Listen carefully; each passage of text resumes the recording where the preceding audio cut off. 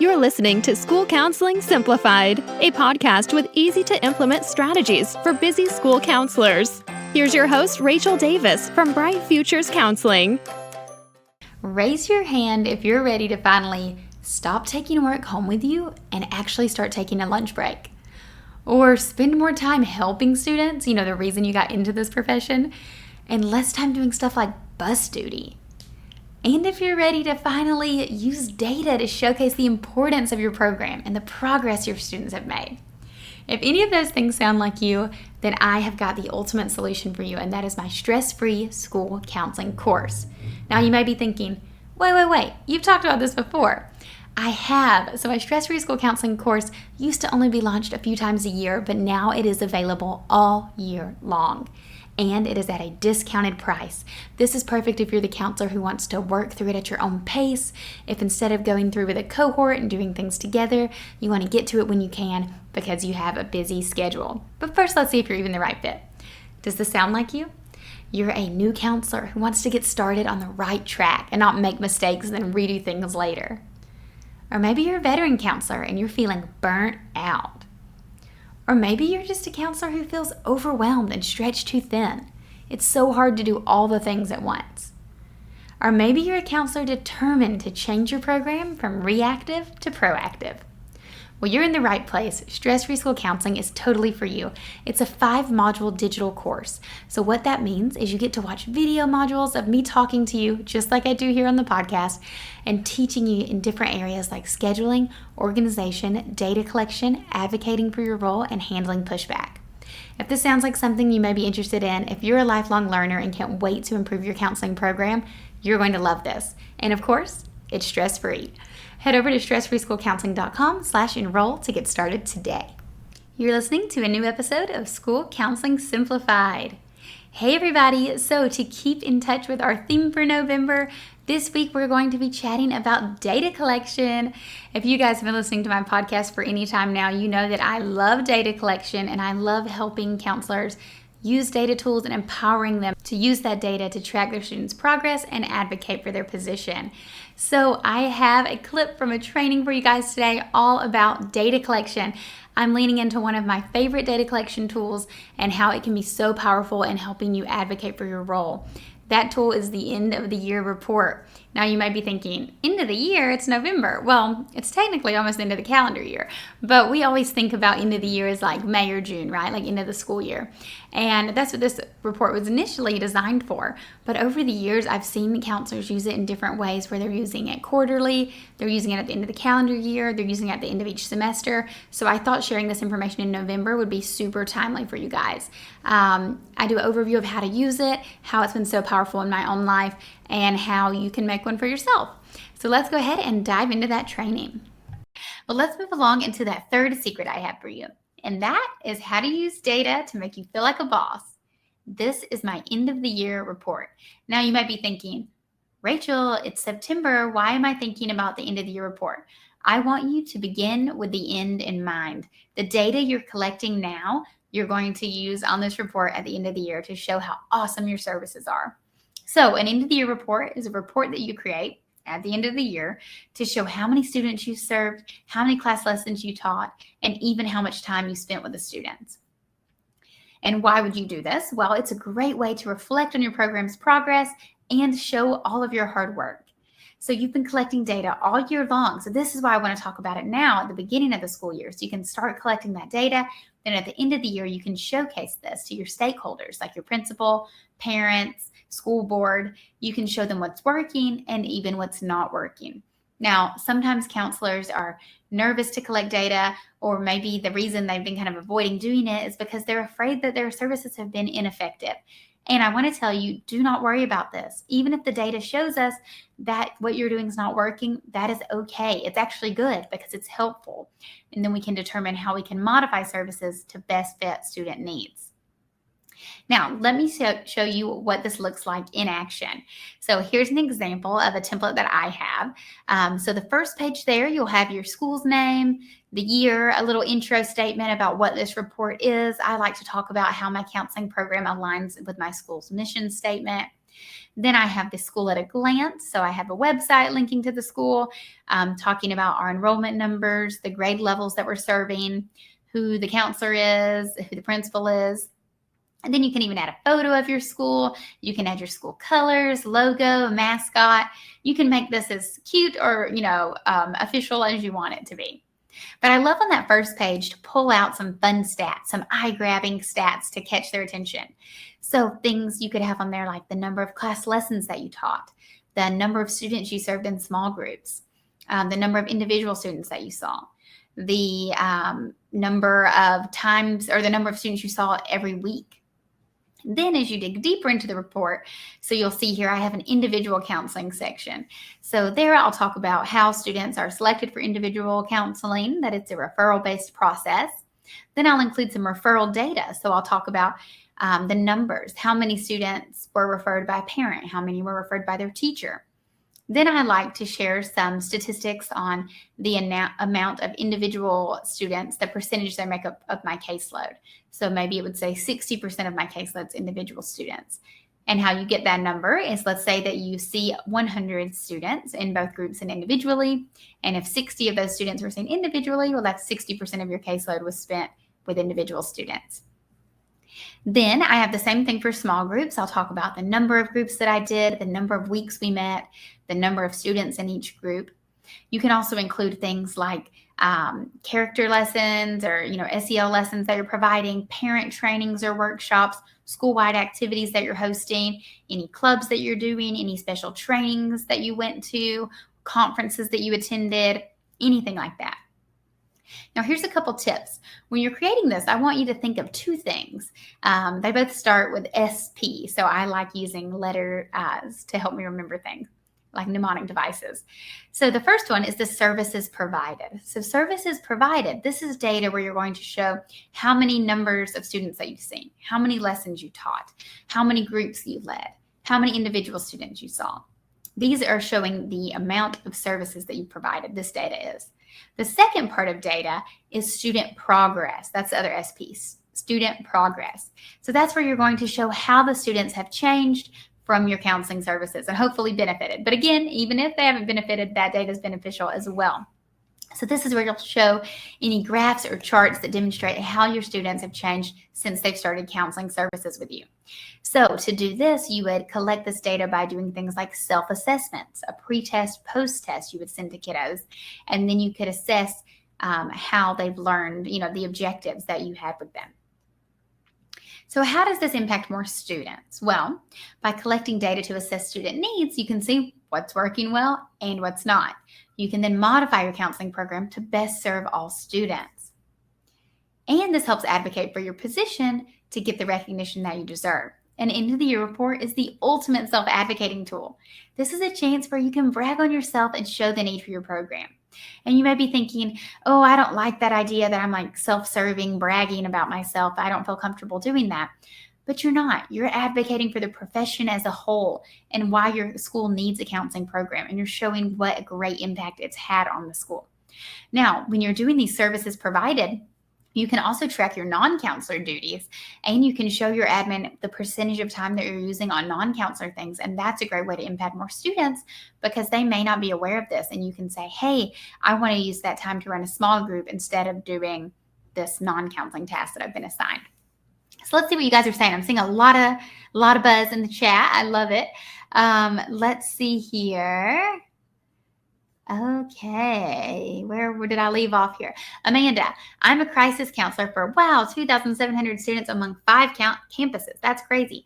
So I made a Google Sheet with one tab of my regulars, one tab of my check-ins once in a while, and one tab with the ones I've seen once. Oh, I think you're referring to the caseload spreadsheet. That's awesome. That sounds like a great system.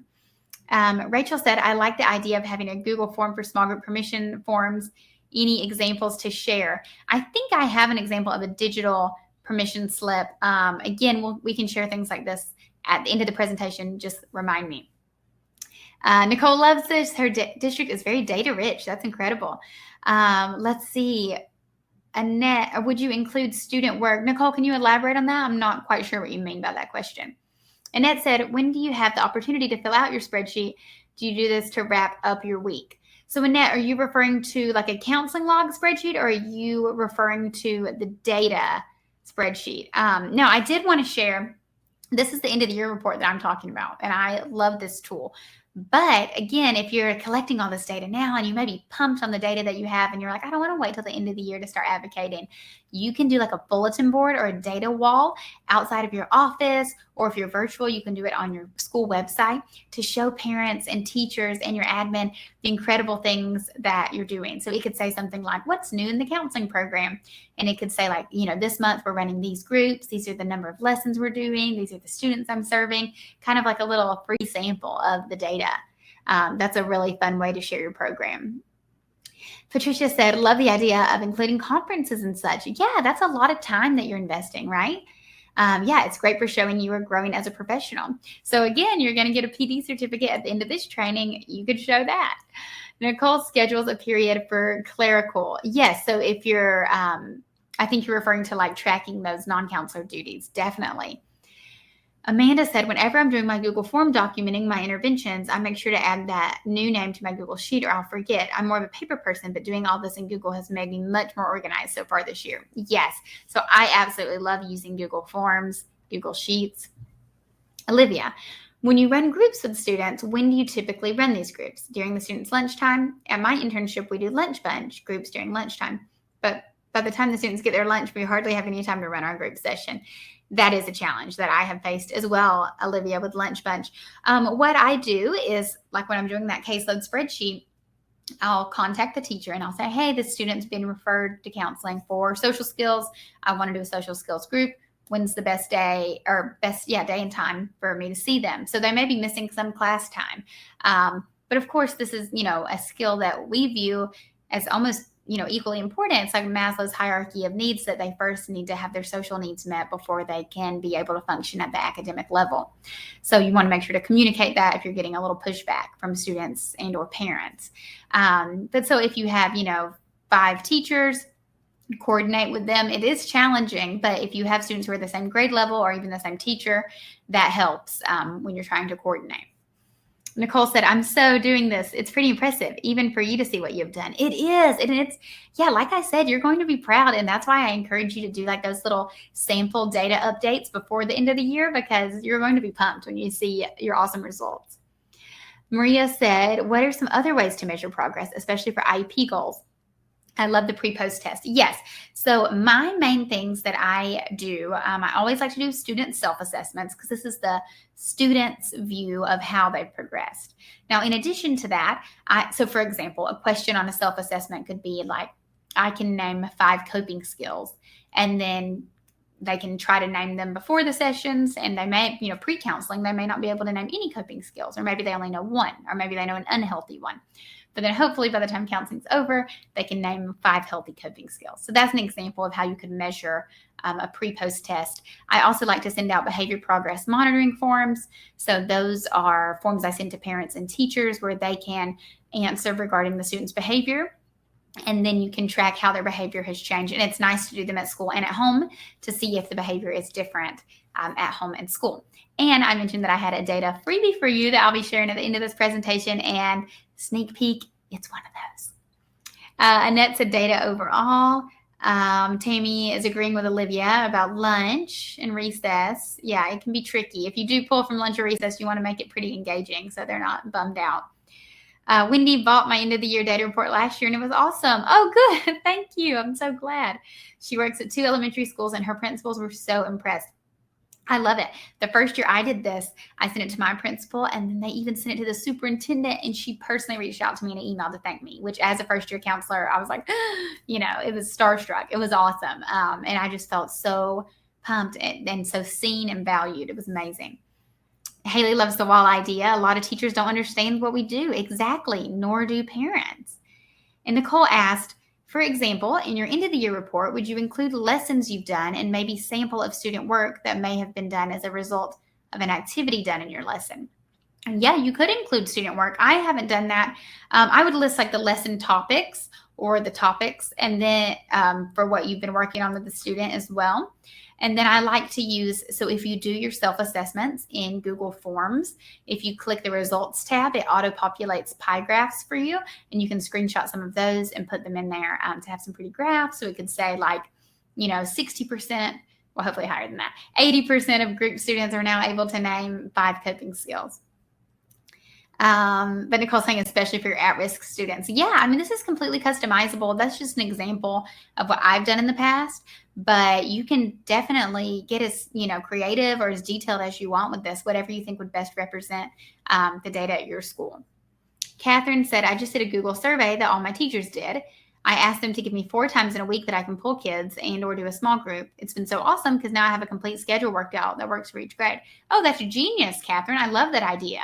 Perhaps that's a Google survey you could send out, at the beginning of the year when you send out a needs assessment at the same time. Yeah, that's excellent. Great idea.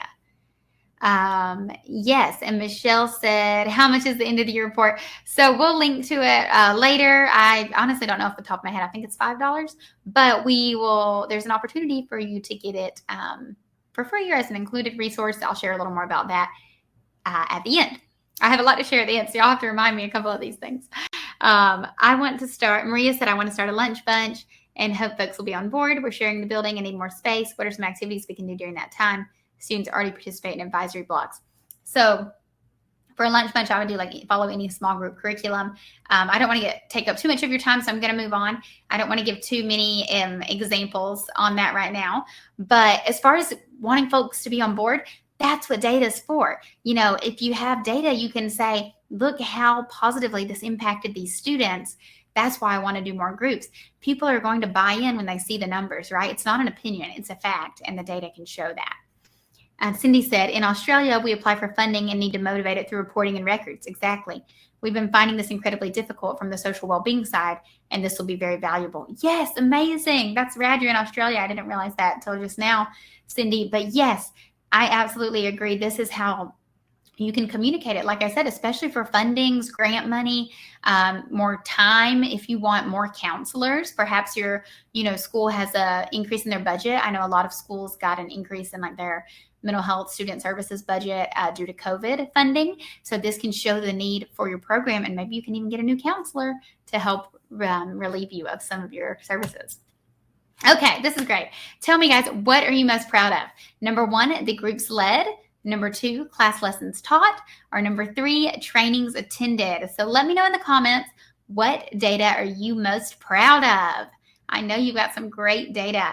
Karen's most proud of her groups that she's led. Leanne, groups led. Angela, 2 and 3. Janelle, 2 and 3. Class lessons. A lot of 2s. The class lessons, yeah, y'all should be proud of those. They're tough.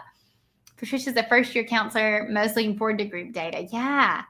First year just starting. That's why it's so great you guys are here. I'm so glad if you're a first year and you're here because you're learning what to do. A lot of people probably went, 1 or 2 years without doing any data because we're so busy. But a lot of counselors are overwhelmed by data, and it's been one of my personal missions to help counselors feel empowered to use data in their programs because it's so powerful. Second year, let's see, nothing yet. Needs assessment. Yeah, needs assessment's a great place to start, Chelsea. I hope to be proud of all 3. Absolutely. Are you guys feeling super empowered to do an end of the year report now? I sure hope so. Data collection does not have to be hard. You can totally do it, and I hope you feel more prepared to do so after listening to that training. I hope you found that super duper helpful. Don't forget, I have a freebie for you guys. It says Stress-Free School Counseling Toolkit. I have a whole chart in the back of it that focuses exclusively on data collection tools, including this report, but also lots of others that I love to use, how to use them, who to use them with. I think you'll find that super helpful. So be sure to go to the link in the show notes to download your freebie. And of course, this data collection is module 3 of my Stress-Free School Counseling course. Now, I have to say, of the 5 modules, I believe this one is my favorite, just because I love data collection and I love seeing how powerful it can be in transforming counselors' programs. I love hearing from our Stress-Free School Counseling alumni on how it's made such a big difference at their school. Rebecca is one of our students, and she said she can now quantify student progress. Before, she was meeting with students and it wasn't measuring the impact she was making. Now she can use this data to advocate for her position. And then Carla, she's an elementary school counselor, and she said, Rachel really helped me simplify my data collection process. Her easy-to-follow framework made collecting and analyzing student progress so much easier. So these are just 2 examples of course members who have found the data collection module their favorite, and it has made a huge impact at their school. So if that sounds like something you need, if you're feeling fired up about data collection and you want to improve it for the remainder of this semester and as you get started next semester, head over to stressfreeschoolcounseling.com/enroll to get all of the details. Okay, y'all, I'll talk to you next week. Thanks for listening to School Counseling Simplified. You can find the links from today's episode in the show notes. If you'd like to connect with Rachel, she's on Instagram and Teachers Pay Teachers at Bright Futures Counseling. Be sure to subscribe to the podcast so you don't miss any episodes of School Counseling Simplified. Talk to you next week.